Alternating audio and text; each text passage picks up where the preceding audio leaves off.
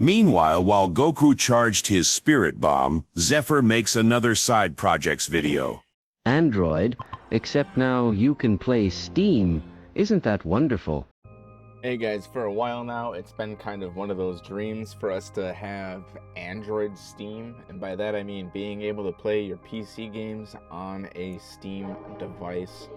And today I just wanted to bring you guys a video because this is something that I've been looking into quite heavily myself, and I have a wild slew of options to show you guys, including a device that I'm actually repairing specifically to have as what we're calling a Steam Deck Mini. And I can just simply Bluetooth up a regular controller. So, you know, if you're interested in this and you have an Android phone and you can get games to work, you can always simply use one of these stands. So if you don't want to use a stand like that, or you don't want to use your own phone, or you want to use a secondary device or something like that, you can always look into getting yourself something like a GameSir Galileo or a GameSir X2, like these two here. So, Doc, which phones don't work? Devices that are a no-go. So, right out of the gate, we have iPhone. I'm certain a lot of you already assume that. Now, Netflix is kind of leading the way with their games on iPhone. So there are iPhone devices that you can pick up that do gaming, but as of right now, if you want like RetroArch, things like that, you're gonna want a older device like this Sony Xperia L1. And this Sony Xperia L1 is one of the sought after devices for some older gaming, especially if you're just going to compare it up with a Bluetooth model of one of these, because it does not have OTG support. So that is one of the things that you want to look for when you're looking for an Android device, is OTG support. That's going to give you your compatibility with devices like these. And when you're looking for devices like this, there are 8-bit do options as well, and I believe they are the only option with OTG support here, which means that on the back with some, those round magnets or something, you can put like a battery bank and a USB port and an SSD, and then you can plug it into the controller's USB, and you can get all of that access and functionality on the device. So just other things that you can look into when you're considering building out your Android device for Steam. Next, I have this LG G7 ThinQ. Now, this device is a go with it. If you have one and you can use this, go ahead. Now, USB-C typically has an issue right here where this port here gets damaged, which is the USB-C charging port, and yeah, if it does get damaged, sometimes it will not allow you to connect up to a device. Sometimes it'll just stop it from charging because it has like little sensors that, it's like, oh, this pin cross, disable it so it doesn't break it. Make sure that the devices that you're picking up has OTG support, and make sure that it has a charging port that works.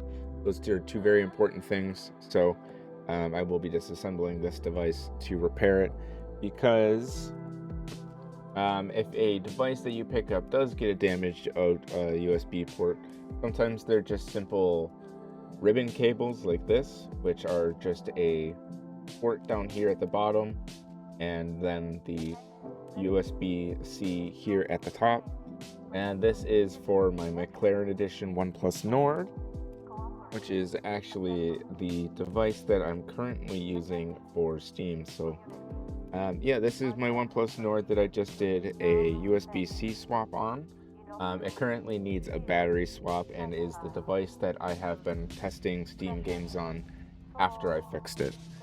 The device that we're going to be installing it onto today is going to be a Motorola Edge 2021 edition. This is factory reset, ready to go. So we're just going to install Let's View the app onto here. I'm going to screen mirror it and then walk you guys through the steps for the side load and download of the application version, and then also just let you know of a few things that you might have to fix. Last but not least, I just really quickly want to go over some devices like this Redmi Note 12 Pro here. Oh my God, Gordon. Are you using a Mali device without the CPU fix? Always use the driver fix on Mali devices. Sheesh. Silksong right now, so we're going to go ahead and close this, and I'm going to go ahead and recommend that if you have not already set up a spoof Gmail account, go ahead and set up a spoof Gmail account, because you're going to have to log into some sort of Gmail account to access the GameHub app in order to log into your Steam. And for that, some people say it's sketchy. So yeah, we're going to head on over to gamehub.zauj.com. Xiaoji. Go ahead and hop on over into your downloads and just give it a click.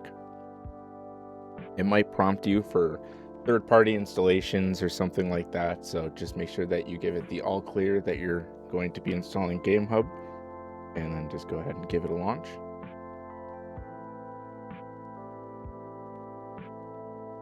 Go ahead and agree. I'm going to click this dot down here and click on Google and use my spoof. I'm going to cancel. I'm going to click on My up here in the top left hand corner and allow this to load. Then I'm going to simply click on Steam, and it's going to pop up with a Steam Guard. And I recommend that you use a secondary device here for your Steam, because I just recommend it. That way you have Steam Guard, so that way it's safer for you to log in. And then, as you can see, if I give this a second, because it takes a bit to load because I have a large Steam library, there you go. There's my games. As you can see, they're all popping up, and we are losing HD quality, so get ready for that. Oh, there's a Facebook notification. It's not a Zephyr video without that. So anyways, there's a whole bunch of content here. Obviously, I have a large game library, but I want to play Hollow Knight and Silksong on this device, so I'm gonna go grab Hollow. Alright, I got Hollow Knight installed, and I have Oh, Gordon, before you go, you should know the Google Play version doesn't support sideload. those two out. I don't want notifications. So if you're gonna sideload, you're gonna go all the way over here to import games, PC game. You're gonna allow it. Go back. I put it in my downloads, Steam, Silksong EXE, confirm. It's just gonna go ahead and add it to my suite of games. Now, like I said, this one is trying to launch via Steam, so let's try and launch it natively and see what it does. Now, it's probably gonna need to download the firmware and everything like that, so see you guys when it's done downloading that. So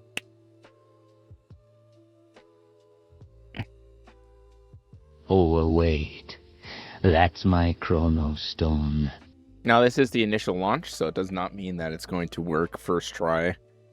That is a pretty common issue that I've noticed with this, is that, you know, it might not sync your cloud save, it might not launch the client. There's a lot of things that you can do to kind of mess with it, but let's see if it initializes and launches Steam.